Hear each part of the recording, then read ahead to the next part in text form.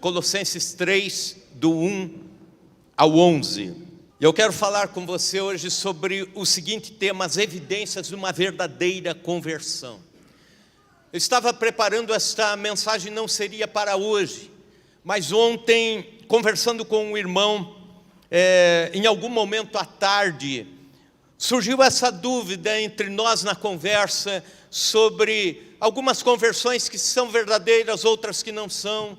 Como lidar com isso? Quais os sinais, quais as evidências externas de uma verdadeira conversão? Portanto, se fostes ressuscitados juntamente com Cristo, buscai as coisas lá do alto, onde Cristo vive, assentado à direita de Deus. Pensai nas coisas lá do alto, não nas que são aqui da terra. Porque morreste, a vossa vida está oculta juntamente com Cristo em Deus. Quando Cristo, que é a vossa vida, se manifestar, então vós também sereis manifestados com Ele em glória. Fazei, pois, morrer a velha natureza terrena, prostituição, impureza, paixão lasciva, desejo maligno e avareza, que é a idolatria. Por todas estas coisas é que vem a ira de Deus sobre os filhos da desobediência. Ora, nessas mesmas coisas andastes vós também no outro tempo, quando vivíeis nelas. Agora, porém, despojai-vos igualmente de tudo isto: ira, indignação, maldade, maledicência, linguagem obscena do vosso falar. Não mintais uns aos outros, uma vez que vos despistes do velho homem com os seus feitos, e vos revestistes do novo homem, que se refaz para o pleno conhecimento, segundo a imagem daquele que o criou, no qual não pode haver grego nem judeu, circuncisão nem incircuncisão, bárbaro, cita, escravo, livre, porém Cristo é tudo em todos. Há um tempo atrás eu assistia a uma entrevista de uma atriz que também é cantora e que também é dançarina, e ela levou uma vida de promiscuidade, levou uma vida dissoluta.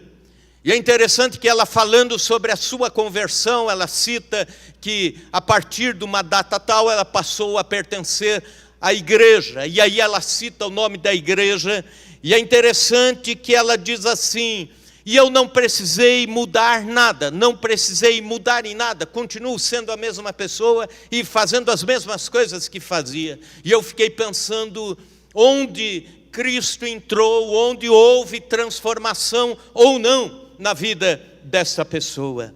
Certa feita em Nova York, o grande cantor italiano Enrico Caruso foi à agência de banco e teria que descontar um cheque nominal. Acontece que ele não levou o seu documento de identidade, e o caixa do banco disse: não posso descontar o cheque sem o seu documento. E ele disse: mas eu sou o Caruso.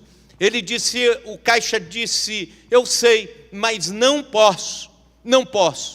E aí foram até o gerente, e o gerente teve uma brilhante ideia. O gerente disse: cante uma parte de uma música onde o seu tenor se levanta, para que a gente saiba se é você ou não. E aí ele começou a cantar, e a sua voz encheu toda aquela agência do banco. E o gerente disse ao caixa: pode descontar, é ele mesmo, a voz não nega.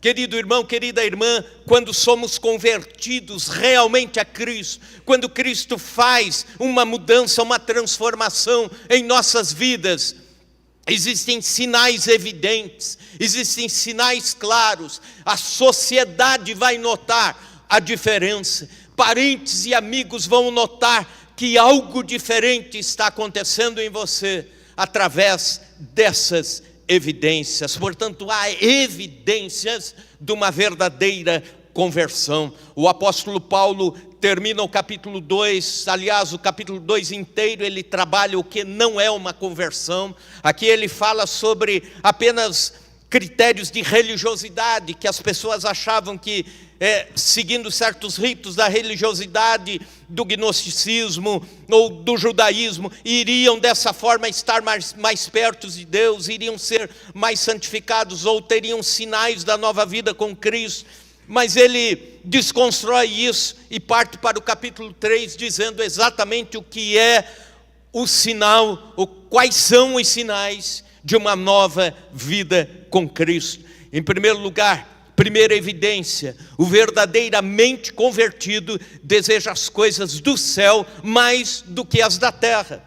E no capítulo 3, versículos 1 a 4, nós encontramos essas verdades. Portanto, se fostes ressuscitados juntamente com Cristo, buscai as coisas lá do alto, onde Cristo vive, assentado à direita de Deus. Pensai nas coisas lá do alto, não nas que são aqui da terra. Porque morreste, a vossa vida está oculta juntamente com Cristo em Deus. Quando Cristo, que é a vossa vida, se manifestar, então vós também sereis manifestados com Ele em glória.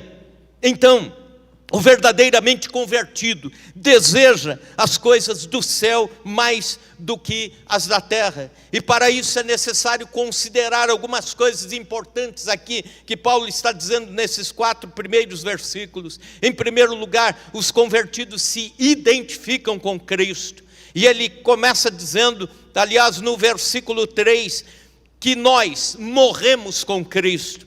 Porque morreste está falando a pessoas vivas, mas mortas para o pecado. É interessante que na cruz de Cristo não só houve a substituição, Cristo morrendo por nós, mas houve também a identificação. Cristo morre por nós, mas nós também morremos com Cristo e morremos para a velha natureza, morremos para o velho homem. Morremos para o velho Marcos, morremos para o velho, seja qual for o seu nome, ou o nome da irmã, morremos para a velha natureza. Em Cristo, nós estávamos lá, a velha natureza, morrendo junto com Cristo. Estávamos mais perto de Cristo do que aqueles 2 malfeitores, à direita ou à esquerda, porque nós estávamos na cruz do centro, junto com Jesus. Naquela cruz ele pagou a nossa dívida, e naquela cruz também o nosso velho homem, nossa velha natureza estava sendo crucificada. É o que Paulo diz em Romanos 6:2. E ele faz essa pergunta: como viveremos ainda no pecado, nós que para ele morremos? Então morremos para uma vida de pecado, mas também em Cristo nós vivemos.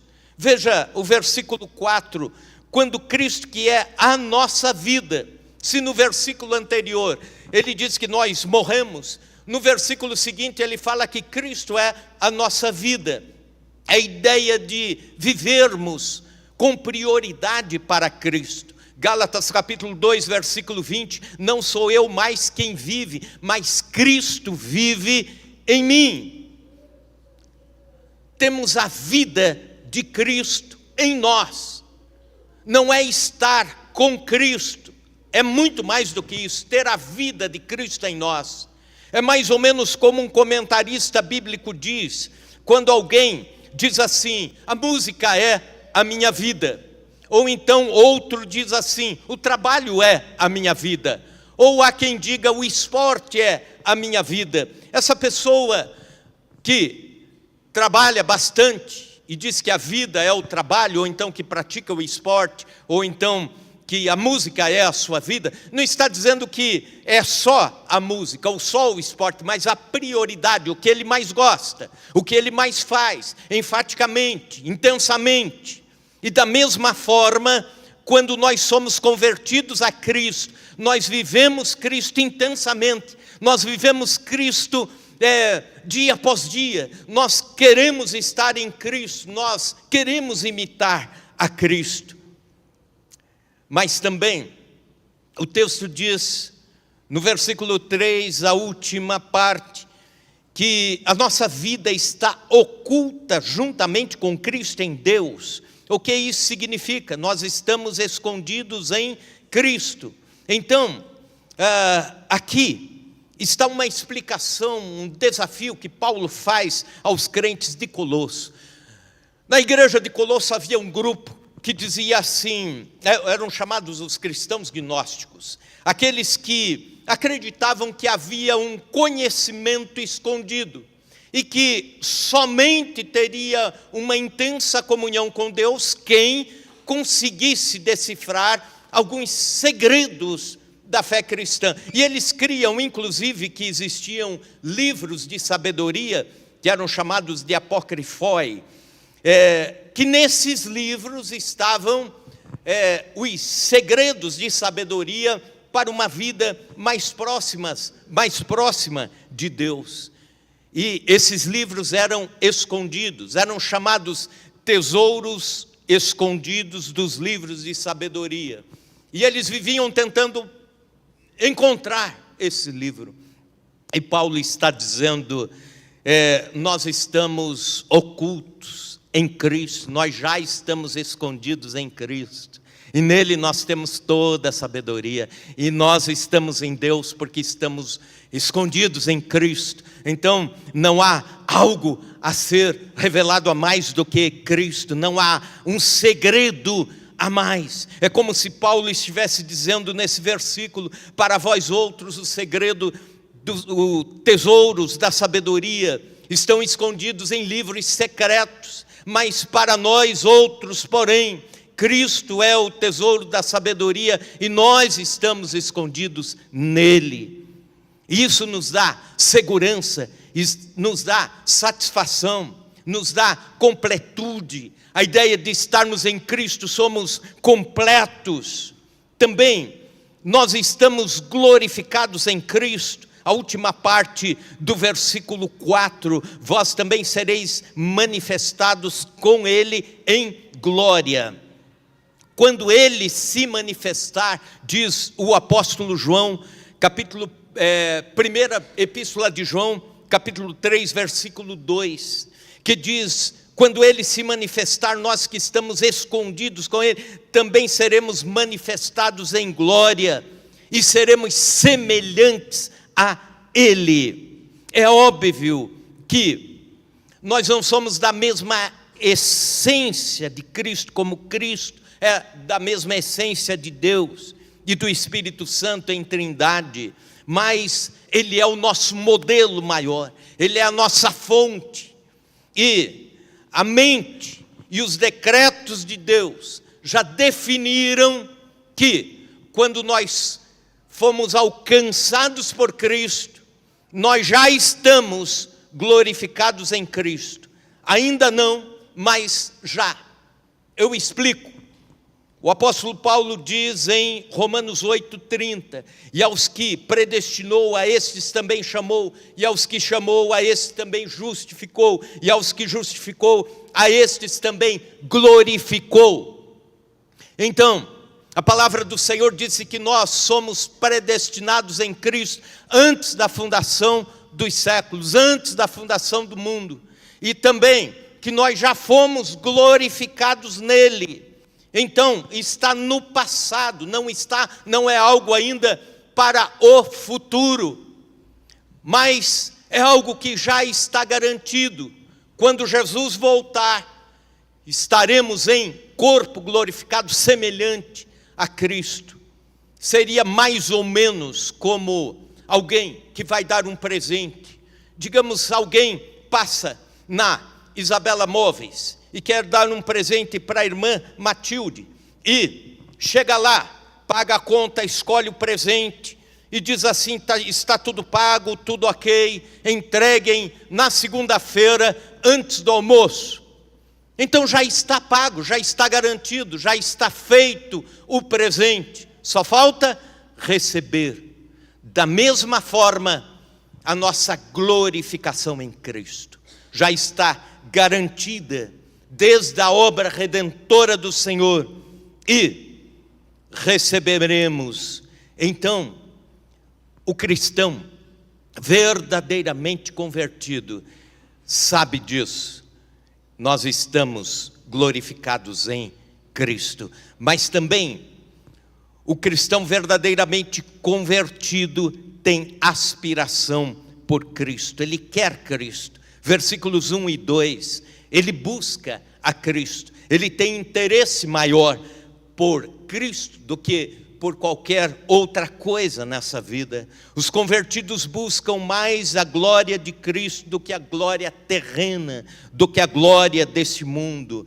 E é isso que Paulo está dizendo: portanto, se fosse ressuscitado juntamente com Cristo, buscai as coisas lá do alto, onde Cristo vive, assentado à direita de Deus.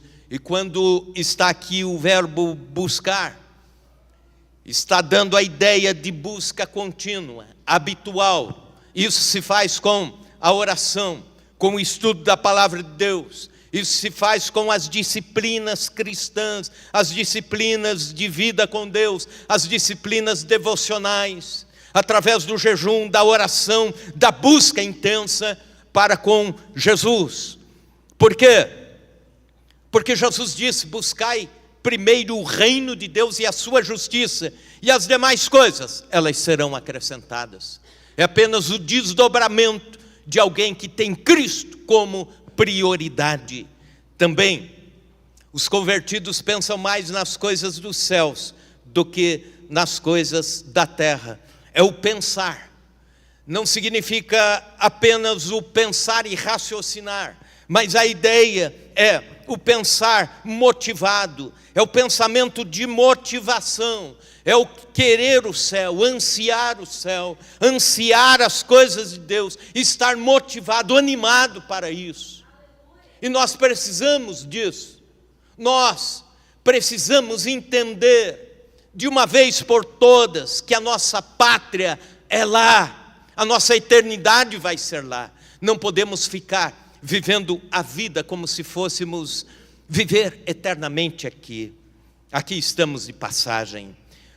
Terceira evidência da conversão é que o verdadeiramente convertido mortifica a velha natureza. Veja comigo os versículos 5 indo até o 8. Fazei, pois, morrer a vossa natureza terrena: prostituição, impureza, paixão lasciva, desejo maligno e avareza, que é a idolatria. Por estas coisas é que vem a ira de Deus sobre os filhos da desobediência. Ora, nessas mesmas coisas andastes vós também no outro tempo, quando vivíeis nelas. Agora, porém, despojai-vos. Guarda esta palavra, eu já vou falar sobre ela. Despojai-vos igualmente de tudo isso: ira, indignação, maldade, maledicência, linguagem obscena do vosso falar. Não mintais uns aos outros, uma vez que vos despistes do velho homem com os seus feitos. Portanto, quem vive em Cristo mortifica a velha natureza. Quem é verdadeiramente convertido vai trazer essa evidência de que a velha natureza já não está mais ali presente, estereotipada. A velha natureza já morreu. Então há um pregador que diz que após a conversão, todos nós, crentes, andamos com uma certidão de óbito no bolso. E vez ou outra, nós temos que nos lembrar disso. Morremos para estas coisas. Morremos para a velha vida. Então, algumas verdades aqui. A primeira delas é que devemos andar com a certidão de óbito no nosso bolso, o fazer morrer. É o dizer, a velha natureza já não tem mais poder sobre a minha nova vida com Cristo. Eu tenho que mortificar a carne para que o Espírito viva. Devemos nos considerar mortos para o pecado. De que forma isso? Li sobre duas jovens que, depois de viverem muitos anos dissolutamente, depois de viverem muitos anos no pecado, nas bagunças da vida, elas se converteram a Cristo, entregaram a vida ao Senhor e começaram uma vida com Deus, uma vida de temor a Deus, buscando a face do Senhor e participando inclusive dos ministérios da igreja. E numa determinada sexta-feira, alguém as encontrou e não sabia que elas estavam na nova vida com Deus, e disse assim: vamos hoje na balada, hoje é sexta, A gente pode sair, beber alguma coisa, podemos então curtir a vida. E uma delas disse: nós não podemos ir mais, porque agora estamos mortas. E a pessoa que fez o convite saiu sem saber o que realmente havia acontecido, mas elas sabiam: nós estamos mortas. O morrer para a velha natureza e os velhos hábitos. Mas também outra verdade, nós devemos saber para quais coisas nós estamos mortos. E Paulo enumera aqui alguns pecados ligados à carne. E são pecados que precisam ser trabalhados no âmbito da disciplina. Eu quero deixar uma coisa bem clara aqui para os irmãos. A Bíblia Sagrada nos fala de obras de Satanás, nos fala de obras da carne e nos fala das obras de Deus. E aquilo que é obra da carne exige a disciplina nossa, exige o cuidado nosso, exige sim a consagração, o andar no Espírito, que Paulo diz: se andar em Espírito, jamais satisfareis as obras da carne.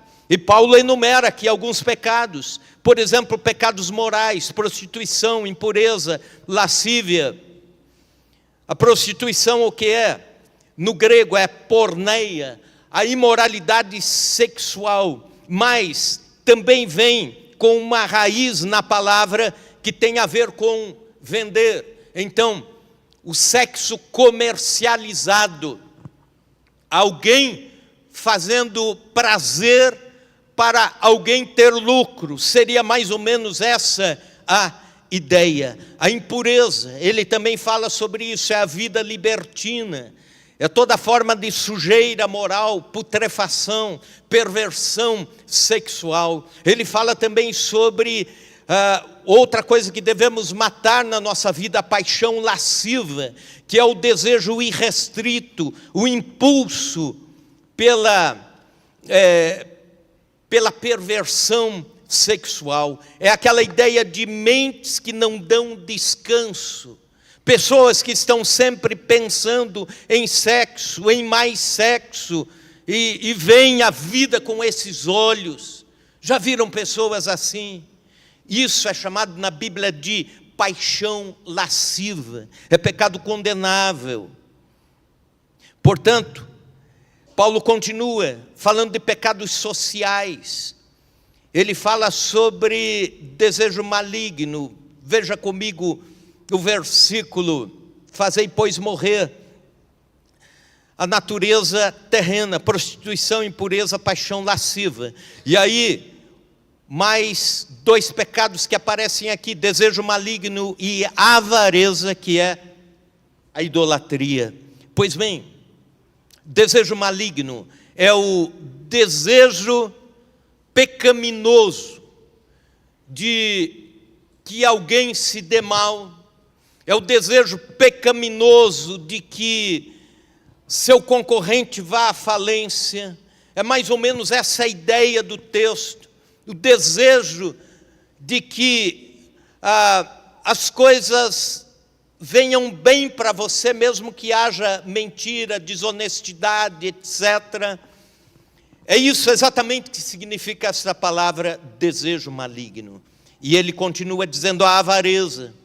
A avareza é a composição de duas palavras, o mais e o ter. Seria mais ou menos isso, mais somado a ter. A ideia de alguém que nunca está satisfeito, quer mais. É aí quando tem o mais, quer mais dinheiro, quer mais recursos, quer mais bens, quer. E nesse querer mais, ele vai sacrificando todas as outras coisas importantes da vida, como a família, como a relação com Deus, como os amigos, e vai sacrificando pelo ter mais. É um desejo incontido de ter cada vez mais. E a Bíblia chama isso de idolatria também, porque neste coração, nessa alma, Deus já não está como Senhor. São os bens materiais que se assenhoraram dessa pessoa. Então, ele diz exatamente isso, que é a idolatria, a avareza que é idolatria, final do versículo 5 é o desejo de obter, de possuir.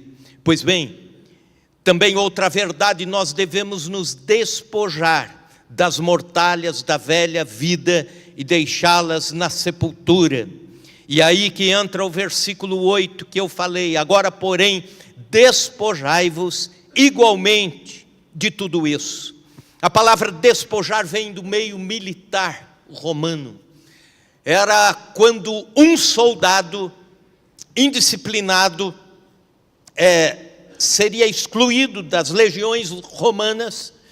Ele ficava frente ao seu superior, e o seu superior tirava o seu capacete, tirava daquele soldado a sua couraça, fazia com que ele entregasse as suas armas, a sua espada, o seu escudo, as suas sandálias, e aquele soldado ficava seminu, era o chamado despojado.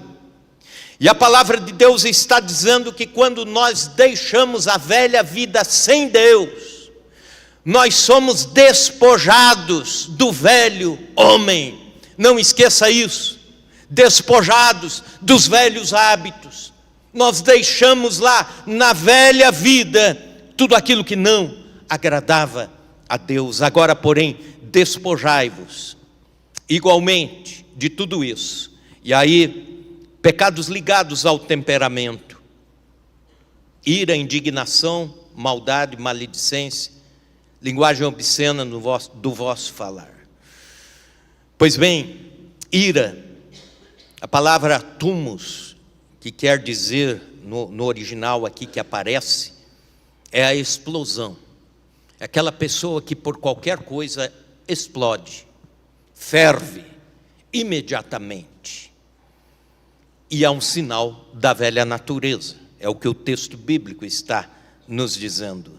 Mas também, após a ira, a indignação. O que é a indignação? É a ira alimentada em doses menores, mas de forma a se transformar em rancor, em amargura, em ressentimento, em raivas a cada dia e assim por diante.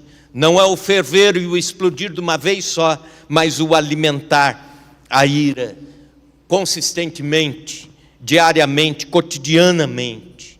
Também a maldade, novamente aqui a depravação mental, o desejo maligno, que alguém se dê mal. E Paulo vai fazendo essa lista, também pecados relacionados à língua, maledicência, linguagem obscena no falar. Não mentais uns aos outros, portanto, a mentira. Maledicência, o que é? É quando você fala algo que atinge o caráter do próximo. Quando fala de forma leviana algo que destrói a imagem do seu próximo. Seja do seu irmão de fé, ou do seu colega de trabalho, ou irmão, ou o seu familiar.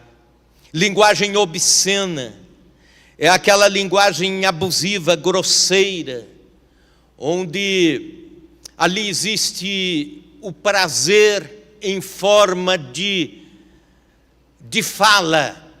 Já viram aquelas pessoas assim que, para dar risada, tem que estar numa rodinha de piada e essa piada ser profana ou de duplo sentido?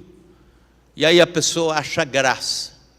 Se não for aquela piada, ele diz: essa aí outra não tem graça, isso aí é piada de salão, né? Querido irmão, querida irmã, a palavra de Deus está dizendo que nós devemos nos despir da linguagem obscena, desse tipo de linguagem. A mentira é o falseamento com a verdade.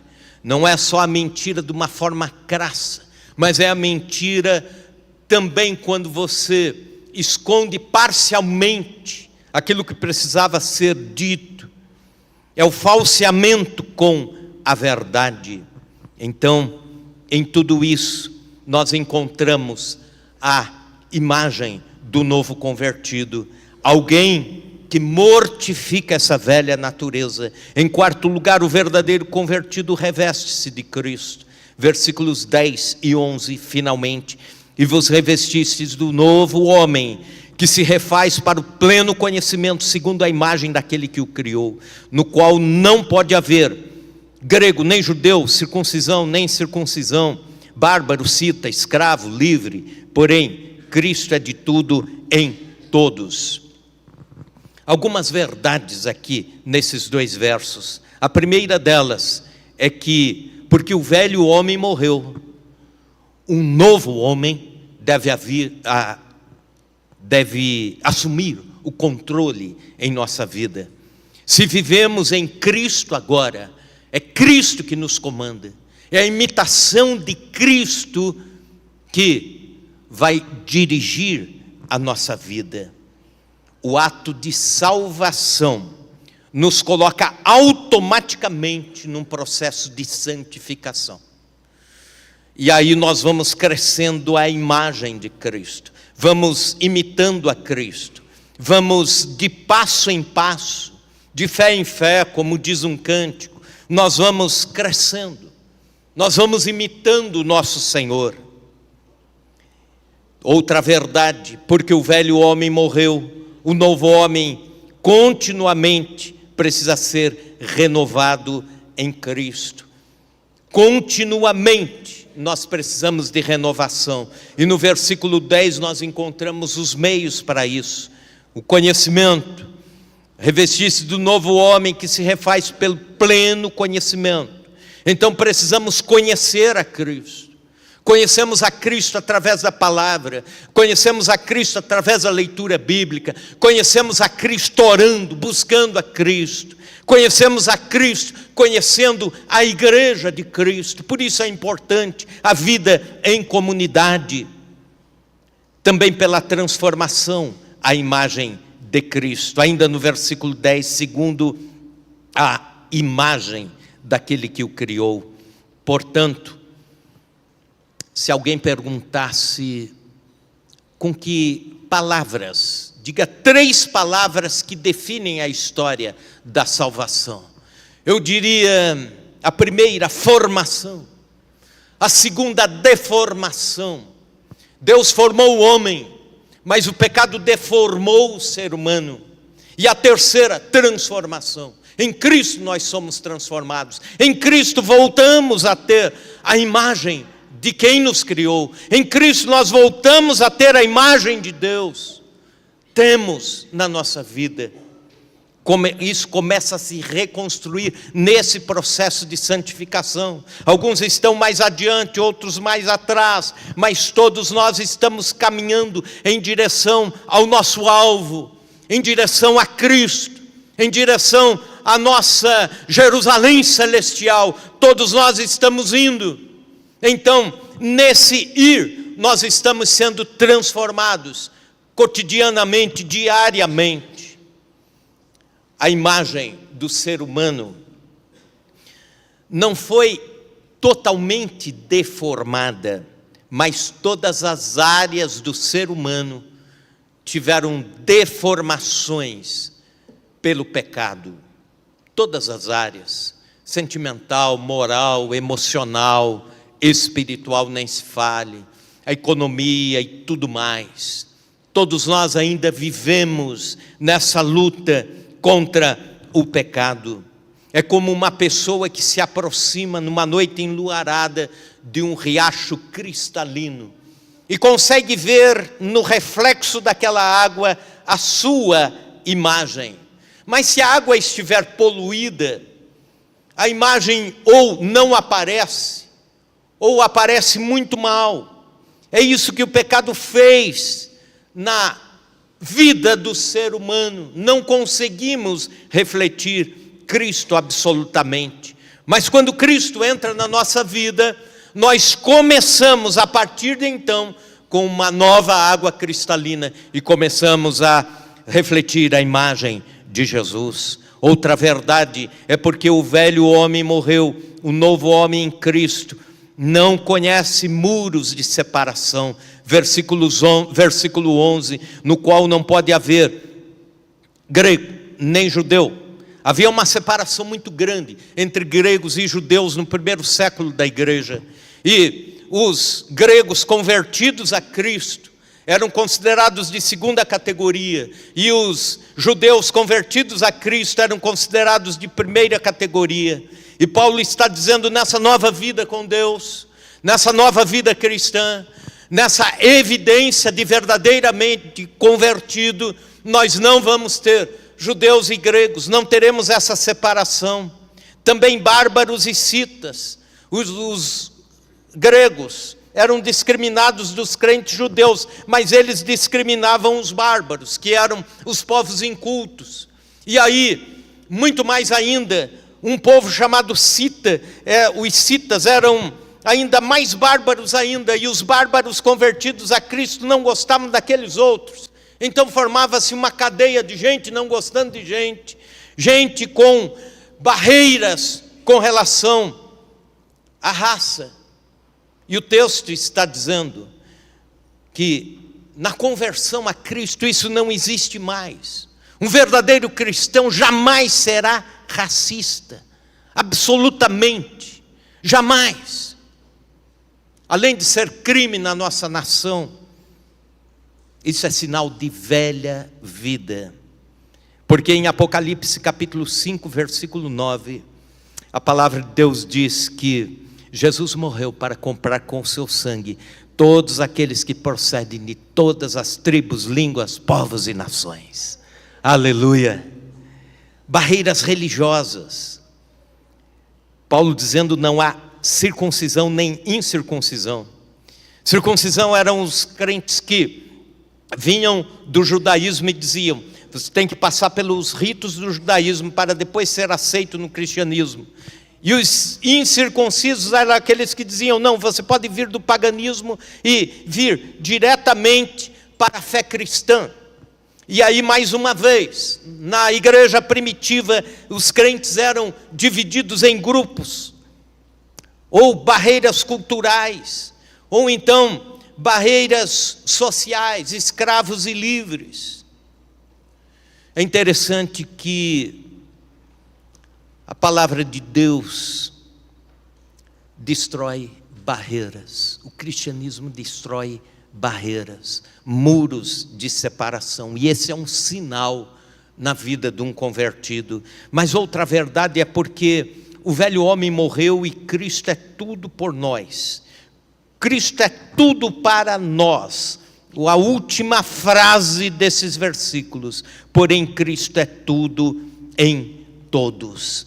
Quando olhamos para a epístola aos Colossenses, nós vemos que Cristo é o amado de Deus, capítulo 1, versículo 13, Ele é a imagem invisível de Deus, Ele é o eterno, onipotente Criador, capítulo 1, versículo 16, Cristo é o cabeça da igreja, Cristo é o Redentor, Cristo é a esperança da glória, Cristo é o detentor de todos os tesouros de sabedoria, Cristo é a plenitude de Deus, nele nós encontramos tudo em todos, Ele é o centro da história, Ele é o centro da criação, Ele é o cabeça da igreja, Ele é o autor da salvação, Ele é o autor da nossa fé, Cristo é tudo na palavra de Deus, Cristo é o pleno redentor na história, Cristo é tudo para a alma sedenta, Cristo é tudo para a remissão de alguém, Cristo é tudo na vida da igreja, Cristo é tudo no porvir, e Ele será o tudo no céu para nós. Cristo é tudo em todos. Se você reconhece isso, há uma verdadeira conversão em você. O que é uma verdadeira conversão? É quando desejamos mais as coisas do céu do que as da terra. É quando aspiramos por Cristo intensamente. Queremos viver Cristo. É quando mortificamos a velha natureza e nos despojamos do velho homem.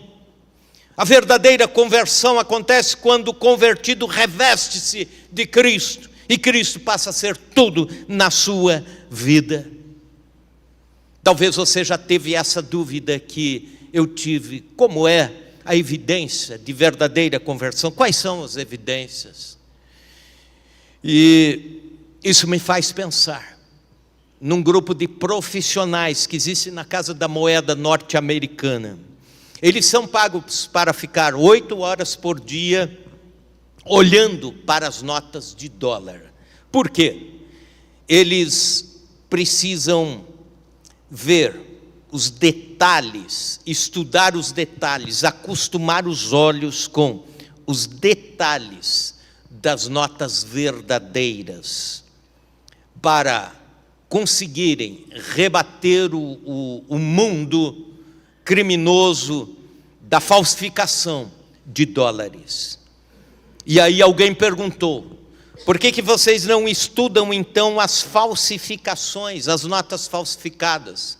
Eles dizem: porque as falsificações estão a cada hora mudando, a cada dia mudando. Se nós nos atentarmos naquilo que é verdadeiro, e se os nossos olhos acostumarem com o que é verdadeiro, naturalmente nós vamos saber o que é falso. Na conversão a Cristo, da mesma forma, que essa palavra de hoje, Colossenses 3, 1 a 11, faça você entender, e a todos nós entendermos, o que é uma verdadeira conversão a Cristo. Quando você conhece uma verdadeira conversão, jamais ficará na dúvida se o seu encontro com Cristo foi real ou foi uma sensação passageira.